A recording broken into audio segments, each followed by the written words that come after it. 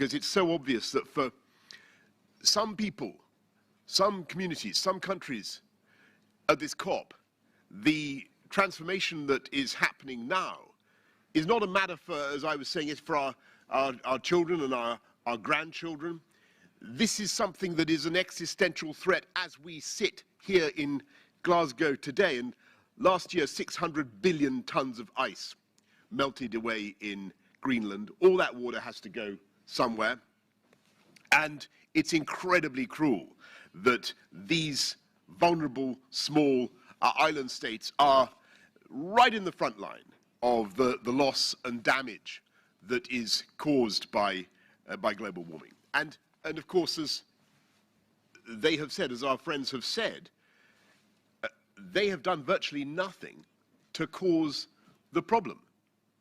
They didn't produce the huge volumes of CO2 that have been pumped into the atmosphere. So I would encourage every country that has benefited from pumping CO2 into the air over the last, whatever it is, 250 years, to join this campaign and to help. And that's why we've made the $100 billion a year commitment, the $100 billion a year commitment, such a crucial part of the UK's presidency and pre-presidency. And I think that we've got to do it. We've got to help people to adapt.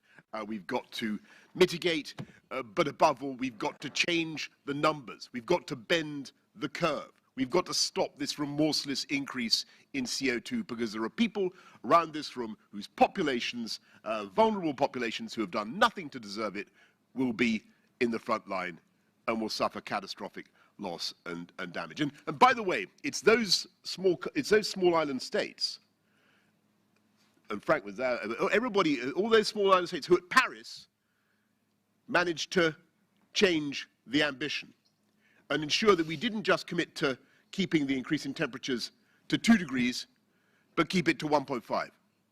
Because they knew the difference. They knew the difference between 2 and 1.5.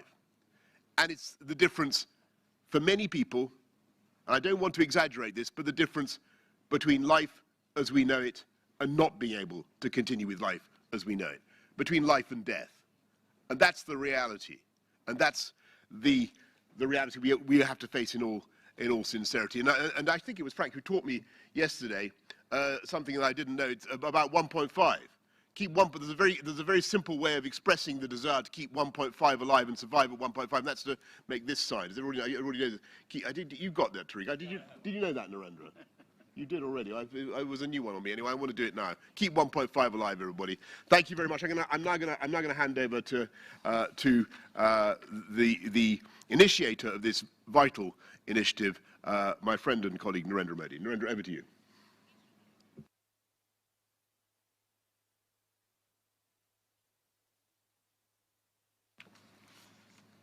Excellencies, Infrastructure for Resilient Island States (IRIS) का launch एक नई आशा जगाता है, नया विश्वास देता है।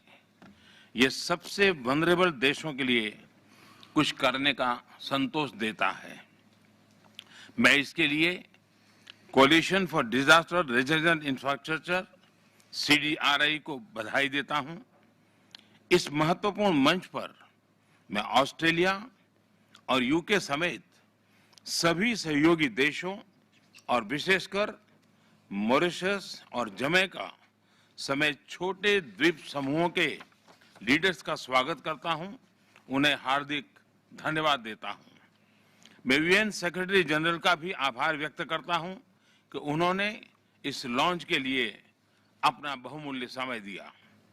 Excellencies, पिछले कुछ दशकों ने सिद्ध किया है कि क्लाइमेट चेंज के प्रकोप से कोई भी अछूता नहीं है, चाहे वो विकसित देश हो या फिर प्राकृतिक संसाधनों से धनी देश हो, सभी के लिए ये बहुत बड़ा खतरा है। लेकिन इसमें भी क्लाइमेट चेंज से सबसे अधिक खतरा small island developing states (SEEDS) को है। ये उनके लिए जीवन मृत्यु की बात है, ये उनके अस्तित्व के लिए चुनौती है। क्लाइमेट चेंज की वजह से आई आपदाएं उनके लिए सचमुच प्रलय का रूप ले सकती हैं। ऐसे देशों के क्लाइमेट चेंज न सिर्फ उनके जीवन की सुरक्षा के लिए बल्कि उनकी अर्थव्यवस्था के लिए भी बड़ी चुनौती है। ऐसे देश टूरिज्म पर बहुत निर्भर हैं, लेकिन प्राकृतिक आपदाओं के चलते टूरिस्ट भी उनके पास आने से घबराते हैं। फ्रेंड्स, वैसे तो सीड्स देश सदियों से नेचर के साथ समन्वय में जीते रहे हैं। वे प्रकृति के स्वाभाविक साइकिल के साथ एडेप्ट करना जानते हैं, लेकिन पिछले कई दशकों में हुई स्वार्थपूर्ण व्यवहार की वजह से प्रकृति का जो अस्वाभाविक रूप सामने आया है, उसका परिणाम आज निर्दोष स्मॉल आइलैंड स्टेट्स झेल रहे हैं। और इसलिए मेरे लिए CDRI या आइरिस सिर्फ एक इंफ्रास्ट्रक्चर की बात नहीं है, बल्कि ये मानव कल्याण के अत्यंत संवेदनशील दायित्व का हिस्सा है। ये मानव जाति के प्रति हम सभी की कलेक्टिव जिम्मेदारी है। ये एक तरह से हमारे पापों का साझा प्रायश्चित भी है। फ्रेंड्स, CDRI किसी सेमिनार से निकली कल्पना नहीं है, बल्कि CDRI का जन्म बरसों के मंथन और अनुभव का परिणाम है। छोटे द्वीप देशों पर मंडरा रहे क्लाइमेट चेंज के खतरे को भांपते हुए भारत ने पैसिफिक आइलैंड और कैरिकॉम देशों के साथ सहयोग के लिए विशेष व्यवस्थाएं बनाई। हमने उनके नागरिकों को सोलर तकनीकों में ट्रेन किया, वहां इंफ्रास्ट्रक्चर के विकास के लिए निरंतर योगदान दिया।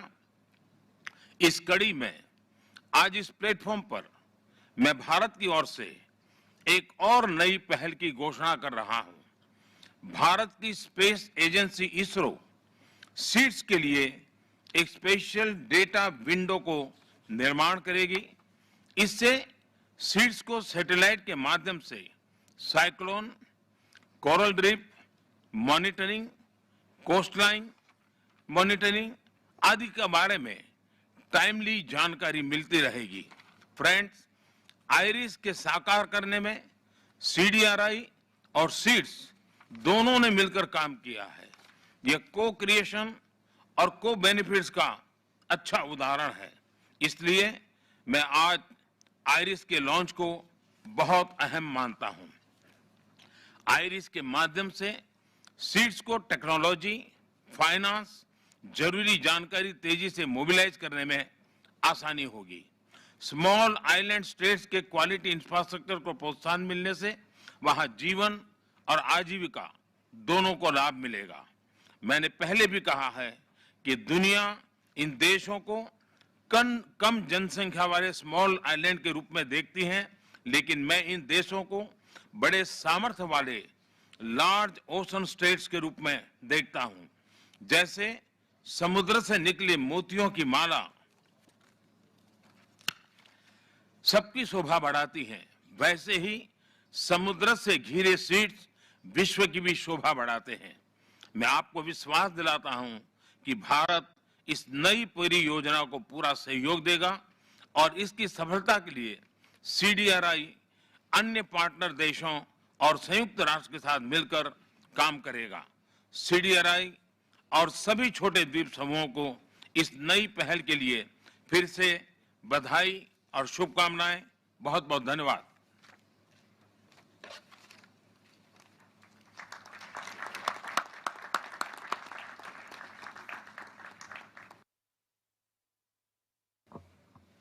Well, thank you very much, Prime Minister Modi, and thank you for your great friendship to Australia, Narendra, and for inviting us to join you here today at this important forum.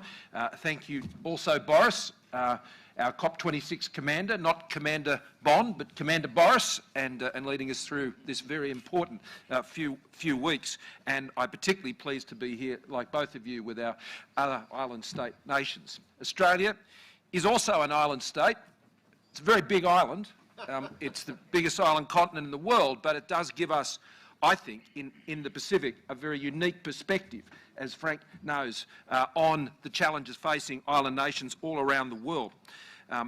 And what we're speaking about here, of course, to address climate change, you have to reduce emissions, and that is a huge part of the response to climate change, of course, but we also have to adapt to live with the consequences of climate change that is already occurring, that is already built in, that is already going to impact on the lives and livelihoods, particularly of those in island nations all around the world.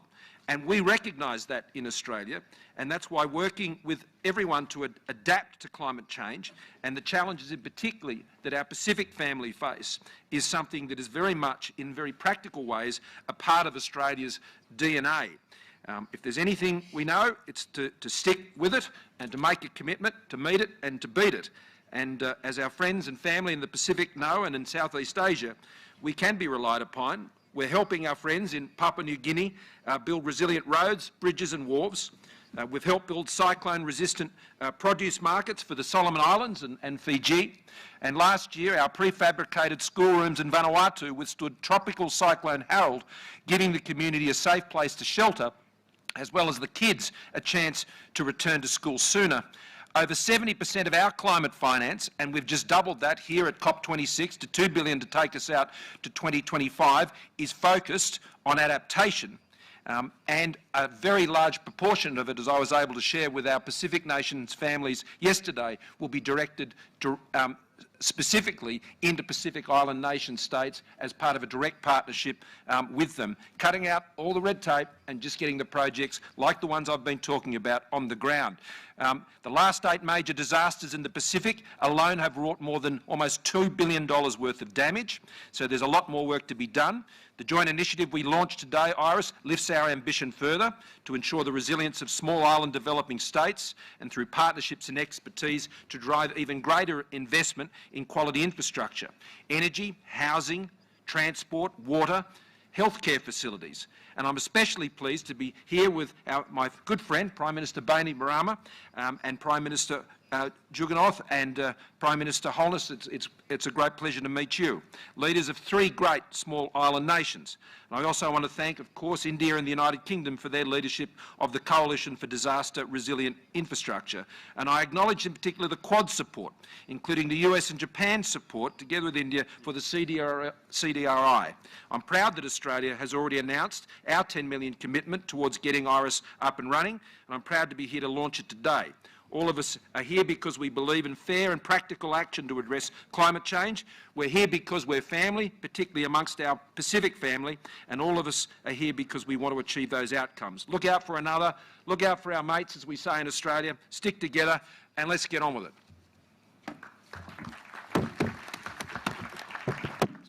Sorry, Scott, can I just add, before we go to Frank, can I just say one thing quickly, which I should have said, which I forgot unaccountably from my script. The UK is also, of course, contributing financially to IRIS, to infrastructure resilient island states, a point that I would not wish this audience to be in ignorance of. We're stumping up as well. Thank you. Thank you, Excellencies, Mbula Vinaka, and a very good morning to you all. Excellencies, yesterday marked the start of cyclone season in the South Pacific, a period now defined by record-smashing superstorms that can erase years of infrastructure progress in a matter of hours. I know because I've seen it happen. Whether it's storms, floods, or fires, the same hard lessons are being learned around the world. Building to last year's standards is building to lose. The world is warming, the impacts are terrifying, and the standards we build must be defined by and ready for those intensifying risks.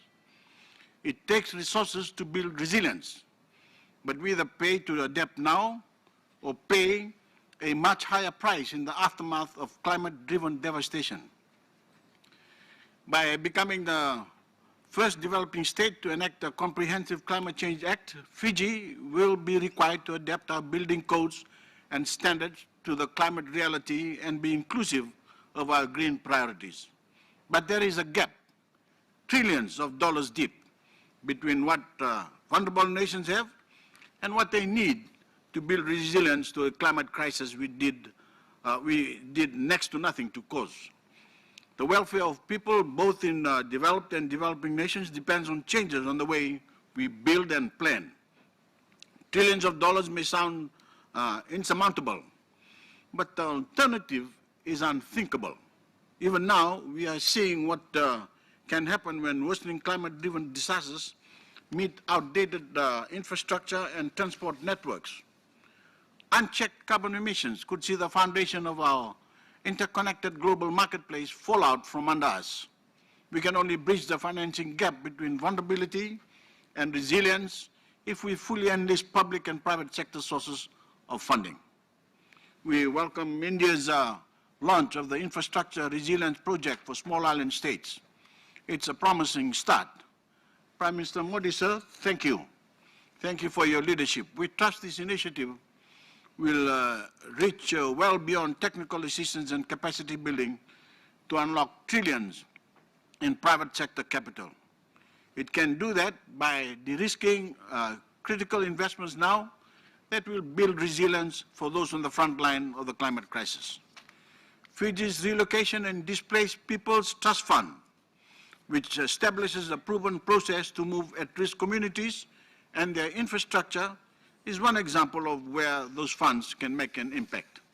Of course, the single most important measure we must take to protect our development progress is to drastically curtail the emissions that are changing the climate and forcing this crisis upon us. That is the responsibility of every nation, but the greater burden falls justly on the greatest emitters, if I think. If we fail to dramatically cut emissions, if we fail to move swiftly and immediately to free ourselves of our reliance on fossil fuels, we will fly past the 1.5-degree guardrail towards the levels of warming that totally will upend our understanding of resilience. It is the future that we are gathered here in Glasgow to prevent at all costs. Let's not forget it. Thank you. Vinaka Bagalevu.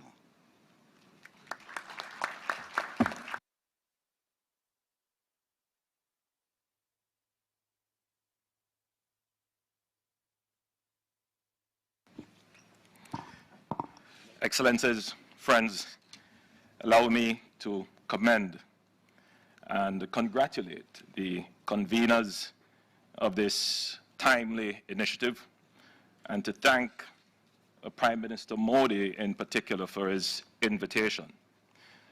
I well recall the meeting between India and the CARICOM leaders on the margins of the UNGA a few years ago when PM Modi listened to our developmental concerns and pledged his support. In Jamaica, our resilience building efforts will shortly be boosted by a US $1 million grant from India to support the construction of facilities for sustainable agriculture. The initiative being launched today rightly focuses attention on SIDS, as we are on the front line of the climate crisis. As we all know, a single disaster can derail the entire budget of a small island developing state and set its economy back by years, reducing our fiscal space to finance climate adaptation and resilience efforts. Jamaica therefore sees capital investment both as a tool for economic growth enhancement, but also as a tool for climate proofing. It is in this context that we welcome this much needed initiative that reflects our own thinking around the pivotal role played by infrastructure in building resilience. In fact, the government of Jamaica is currently co-hosting the 7th UN Regional Platform for Disaster Risk Reduction in the Americas and the Caribbean under the theme, Building Resilient Economies. Jamaica believes in innovation. As part of our national strategy, and with development partners and the private sector, Jamaica will become the first country in the world to develop a predictive climate risk assessment planning tool for major infrastructure investments. Let me also share one transformational infrastructure project for which we're seeking support. We have conceptualized a solar-pumped hydroelectric storage project, similar to ones that you have done in Australia, utilizing our mountainous topography and abundant sunlight to solve our perennial problems of drought, while at the same time generating hydroelectric power.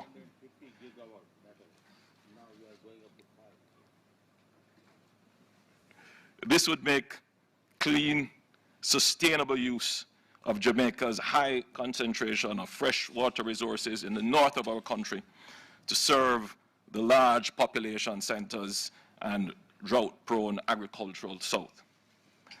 In closing, again, I thank the conveners for their leadership in building this critical and practical coalition to advance the development of climate-resilient infrastructure.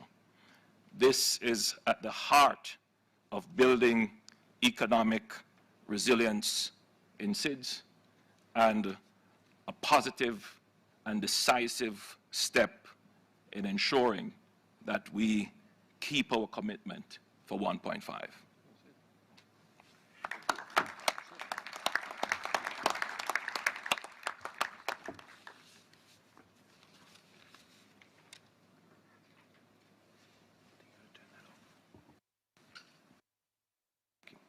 Oh, that's it. Excellencies, distinguished guests, ladies and gentlemen. I have great pleasure in joining you this morning for the launching of the Infrastructure for Resilient Island States by the Coalition for Disaster Resilient Infrastructure. Since its inception 2 years ago by Shri Narendra Modi ji, the coalition has grown into a global partnership platform to assist states, big and small, in improving disaster resilience of their infrastructure. Mauritius is proud to associate itself with the launch of IRIS, a SIDS-specific initiative that will undoubtedly help this group of countries to become more resilient, promote inclusive infrastructure, and ultimately achieve the UN Sustainable Development Goals. SIDS remain in the top list of the current World Risk Report 2021 of countries with high risk indices. Our island is negatively impacted by the effects of climate change. Extreme weather events occur frequently. Flash floods have resulted in loss of lives and caused serious damage to infrastructure. To build resilience, my government has invested massively in adaptation programs. A national flood management program costing 11.7 billion rupees will be implemented. Our National Action Plan 2020-2030 embodies the commitments of Mauritius to the Sendai Framework for Disaster Risk Reduction and supports the implementation of international frameworks such as the Sustainable Development Goals and the SIDS accelerated modalities of action pathway. In addition, legal and institutional frameworks have been updated to implement disaster reduction strategies and disaster management. I wish to highlight that infrastructure and disaster risk reduction is very high in the adaptation measures that are contained in our reviewed nationally determined contributions. However, access to international financial support remains a critical component for building resilience. The use of the Multidimensional Vulnerability Index, developed by the UNDP earlier this year, is crucial to advancing global understanding of inherent vulnerabilities of the SIDS. By better understanding the existential issues that SIDS face, we are hopeful that innovative mechanisms such as the IRIS will flourish. Coupled with adapted financing, such partnerships would go a long way towards assisting SIDS mitigate their disaster vulnerability and improve the resilience of their infrastructure. Thank you.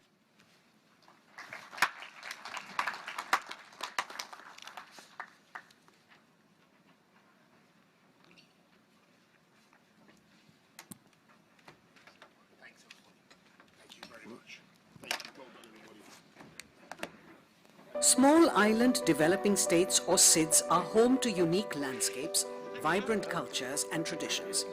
However, SIDS also face the highest disaster losses in proportion to their GDP. They face large economic, social and environmental challenges compounded by climate change threatening their very existence. Resilient infrastructure is a key driver in mitigating disaster and climate risks while also meeting the development aspirations of SIDS. SIDS are already taking actions to implement the Samoa Pathway. But this cannot be done alone. There is a need for broader partnerships for resilient island nations. The Coalition for Disaster Resilient Infrastructure is a global partnership that aims to build climate and disaster resilience into infrastructure systems to ensure sustainable development. I would like to say that CDRI has set a challenging and urgent agenda for itself. The Coalition for Disaster Resilient Infrastructure. The UK is proud to be its co-chair. We are all at the front line